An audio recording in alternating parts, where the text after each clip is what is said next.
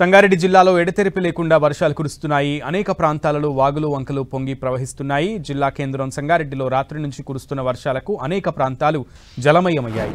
కూరగాయల wholesale market అంతా వర్షపు నీటితో నిండిపోయింది. జిల్లాలో వర్షాలపై మరింత సమాచారాన్ని మా ప్రతినిధి పివి రావు అందిస్తారు.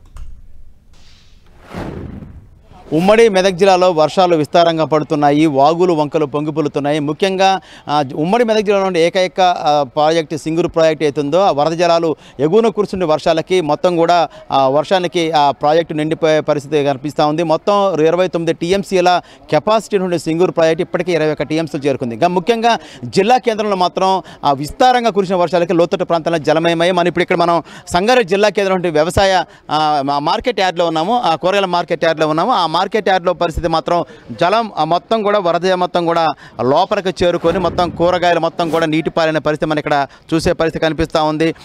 ప్రతి సీజన్లో కూడా ఇదే పరిస్థితి ఉన్నప్పటికీ అధికారులు పట్టించుకోవట్లేని ఇక్కడ వీళ్ళు వాపోయే పరిస్థితి ఉంది. ఉదయాన్నే ఇక్కడికి మార్కెట్కి చేరుకున్నటువంటి కూరగాయలు అవుతున్నాయో కురిసిన వర్షాలకి ఎగువ నుంచి వచ్చిన వరదతో మొత్తం కూడా కూరగాయలు మొత్తం కూడా నీటి పాలైపోయాయి.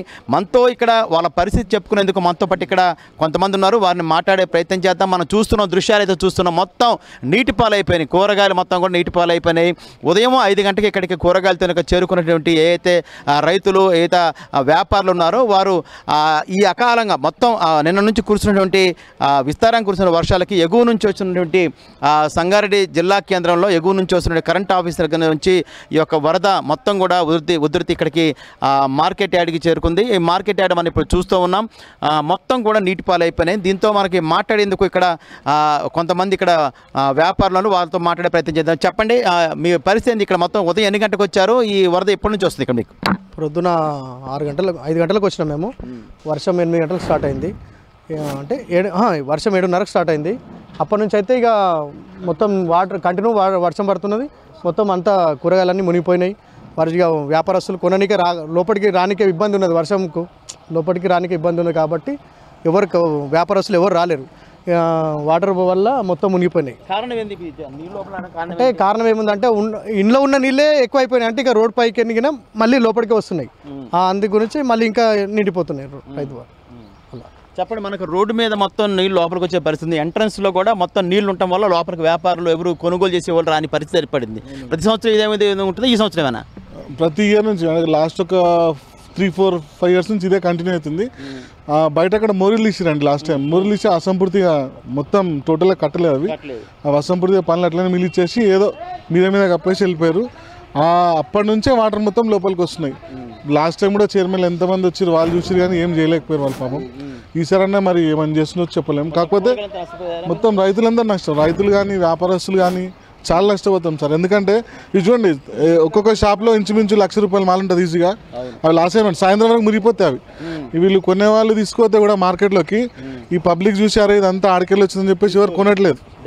డ్యామేజ్ అవుతుంది, కొనట్లేదు. ఈ వర్షం పడ్డప్పుడల్లా సార్ ఎవ్రీ ఇయర్ నీళ్ళు వరద మొత్తం అక్కడ కరెంట్ ఆఫీస్ నుంచి సిమ్లాబేక్ నుంచి మొత్తం నీళ్ళు లోపలికి వస్తున్నాయి. అంత మోర్నీళ్ళు అధికారుల దృష్టికి తీసుకెళ్లారా మీరు వ్యాపారులు అందరూ కలిసి? అంటే సార్ ఇంతవరకు మేము వెళ్ళలేదు. ఇక్కడ మార్కెట్ సెక్రటరీ కానీ అందరికీ చెప్పాము. వాళ్ళు కూడా చూశారు. వాళ్ళు కూడా ఏమన్నారంటే మేము కూడా రిక్వెస్ట్ చేస్తాం సార్ పై వరకు తీసుకెళ్తామని చెప్పారు. మరి ఎంతవరకు వెళ్ళిందో ఇంకా మనకు తెలియదు సార్. ఇంతవరకు ఇదే పరిస్థితి మొత్తం చూస్తున్న ప్రతి సీజన్లో కూడా ఇదే పరిస్థితి మాకు ఉంటూ ఉంది. ఎగువన ఉన్నటువంటి డ్రైనేజీ అసంపూర్తిగా నిర్మాణం చేయటం వల్ల మొత్తం కూడా ఇక్కడికి నీరు లోపలికి వచ్చే పరిస్థితి ఉందని చెప్పే పరిస్థితి మనకు కనిపిస్తూ ఉంది.